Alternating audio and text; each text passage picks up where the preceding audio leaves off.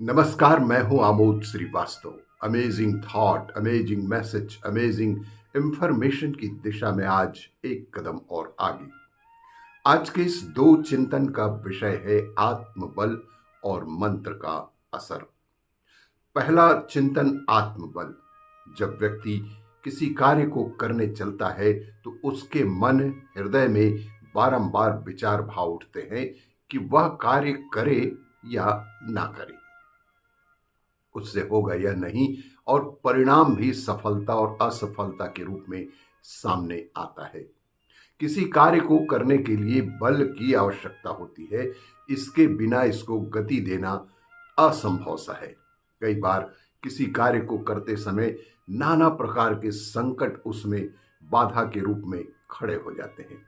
ऐसे में कोई व्यक्ति उस कार्य को बीच में ही छोड़ देता है और परिणाम स्वरूप उसे असफलता ही हाथ लगती है।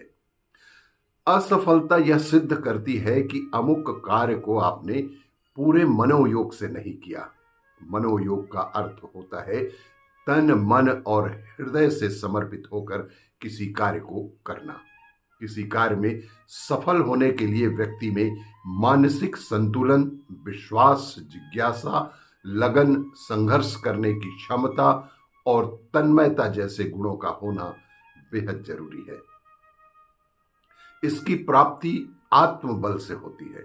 आत्मबल की प्राप्ति के लिए ईश्वर के सानिध्य में जाना पड़ता है। सानिध्य पाने के लिए ईश्वर पर विश्वास करना पड़ता है। विश्वास पाने के लिए तप साधना करनी पड़ती है। चूंकि आत्मबल में ईश्वर की शक्ति निहित होती है, इसीलिए इसे ब्रह्म बल भी कहा जाता है। आत्मबल से संपन्न मनुष्य के कोई कार्य असंभव नहीं रहता। उसका कोई कार्य बीच में नहीं रुकता। जब शरीर बल और मनोबल टूट जाता है तो उस समय सिर्फ और सिर्फ आत्मबल ही सहारा देता है। आत्मबल से युक्त व्यक्ति कभी भी हताश या निराश नहीं होता। इसीलिए जीवन में सदैव ही आत्मबल को मजबूत रखिए और खुशहाल जीवन जिए। आज के इस दूसरे चिंतन का विषय है मंत्र का असर। एक समय की बात है, एक निर्धन औरत एक साधु के पास गई। स्वामी जी, कोई ऐसा पवित्र मंत्र लिख दीजिए जिसमें मेरे बच्चों का रात को भूख से रोना बंद हो जाए।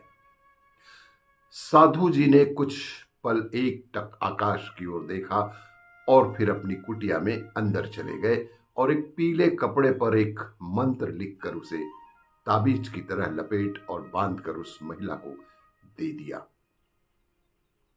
साधु ने कहा कि इस मंत्र को घर में उस जगह रखना जहां आपकी मेहनत की कमाई का धन रखा जाता हो। महिला बेहद खुश होकर चली गई।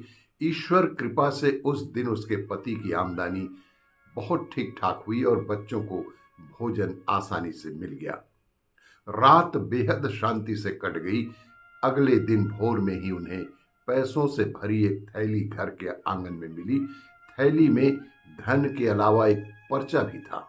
उस पर्चा में लिखा था कि कोई कारोबार कर लें। इस बात पर अमल करते हुए उस औरत के पति ने एक छोटी सी दुकान किराए पर ले ली और काम शुरू किया। धीरे धीरे कारोबार बढ़ा तो दुकानें भी बढ़ती गईं। जैसे जैसे पैसों की बारिश सी होने लगी, पति की कमाई तिजोरी में रखते समय एक दिन उस महिला की नजर उस मंत्र लिखे कपड़े पर पड़ी और न जाने साधु महाराज ने ऐसा कौन सा मंत्र लिखा था कि हमारी सारी की सारी तंगी ही दूर गई। सोचते सोचते उसने वह मंत्र वाला कपड़ा खोल ही डाला जिसमें लिखा था कि जब पैसों की तंगी समाप्त हो जाए तो सारा पैसा तिजोरी में छिपाने की बजाय कुछ पैसे ऐसे घर में डाल देना जहां से रात को बच्चों के रोने की आवाजें आती हैं कि जैसे कुछ समय पहले आपको अपने आंगन में एक पैसों की थैली मिली थी। और यही है मंत्रों का असर। आपको ये मेरा वीडियो अच्छा लगे तो लाइक करें, शेयर करें और सब्सक्राइब अवश्य करें। धन्यवाद।